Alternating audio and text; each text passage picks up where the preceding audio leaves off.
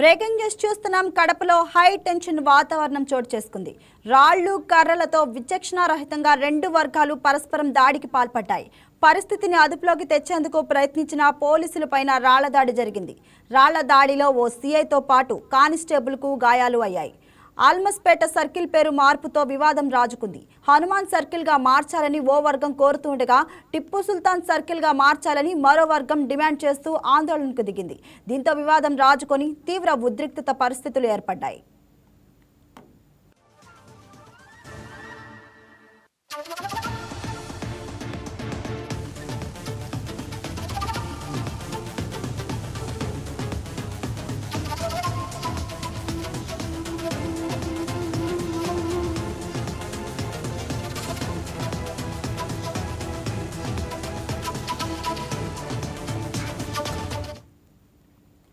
కడపలో హైటెన్షన్ వాతావరణం చోటు చేసుకుంది.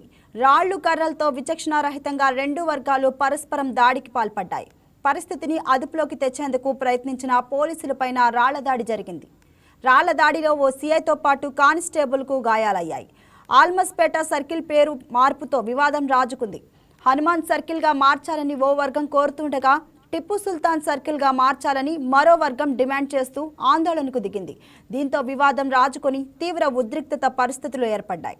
దీనిపై మరింత సమాచారాన్ని మా కరెస్పాండెంట్ యోగానంద్ ఫోన్ ద్వారా అందిస్తారు. యోగానంద్, చెప్పండి, అసలు ఈ గొడవకి గల కారణాలు ఏంటి? మరి ఇప్పుడు సిచ్యువేషన్ ఎలా ఉంది అక్కడ? చేస్తామని కడప జిల్లాలో కాసేపు టెన్షన్ వాతావరణం కనిపిస్తోంది. ముఖ్యంగా కడప సర్కిల్ హనుమాన్ జయంతి సందర్భంగా భారీ బైక్ ర్యాలీకి నిర్వహించేందుకు హిందూ సంఘాలు ప్రయత్నించాయి. అయితే ఆ కడప సర్కిల్ ఏదైతే ఉందో సర్కిల్ పేరు అల్మా సర్కిల్ గా ఉండేది, ఆ పేరు మార్చాలి, హనుమాన్ సర్కిల్ గా చేయాలంటూ కూడా హిందూ సంఘాలు పట్టుబడడం, దానికి ముస్లిం వర్గాలు కొంతమంది వ్యతిరేకించడంతో పెద్ద ఎత్తున ఘర్షణ వాతావరణం చోటు చేసుకుంది. కాసేపు పోలీసులు సర్దుమనైనప్పటికీ ఆ తర్వాత ఇరు వర్గాలు పెద్ద ఎత్తున పోగవడంతో రాళ్లు కర్రలు బీర్ సీసాలతో దాడి చేసుకున్నారు.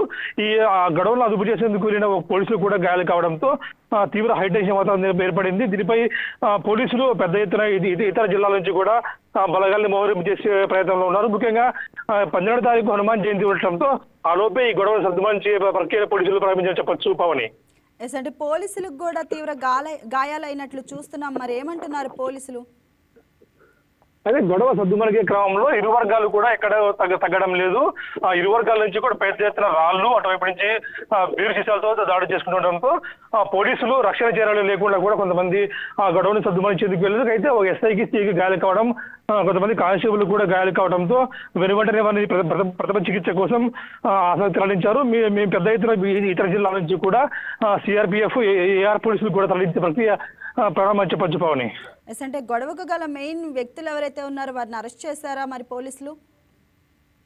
అయితే ఈ గొడవకు మెయిన్ వ్యక్తులు అంటే ఇక్కడ రెండు వర్గాలుగా కూడా మారిపోయి ఎవరికి వారే చెప్పింది వినకుండా చేయడంతో ఈ ఘర్షణ వాతావరణం చోటు చెప్పొచ్చు. ముఖ్యంగా హిందూ ముస్లిం ఇరు వర్గాలు కూడా పెద్ద ఎత్తున చేరుకోవడంతో ఏదైతే ఆ సర్కిల్ పేరు గతం నుంచి కూడా వివాదం కొనసాగుతూనే ఉంది.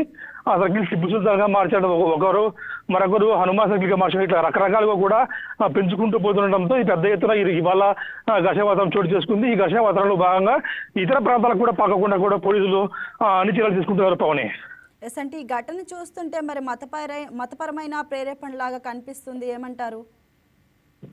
ఖచ్చితంగా ఇది రెండు వర్గాలకు సంబంధించింది కాదు, రెండు మతాలకు సంబంధించినట్టు కూడా సోషల్ మీడియా రెచ్చగొట్టుకునే వ్యాఖ్యలు కూడా చేస్తుండడంతో ఆ పోలీసులు సోషల్ మీడియా పోస్టులు కూడా కంట్రోల్ చేసే ప్రక్రియను ప్రారంభించారు. ముఖ్యంగా ఇక్కడ హిందూ మరియు ముస్లిం వర్గాలకు ఎవరు కూడా కీలక వ్యక్తులు బయటకు రాకూడదు. ఎందుకంటే కడప అనేది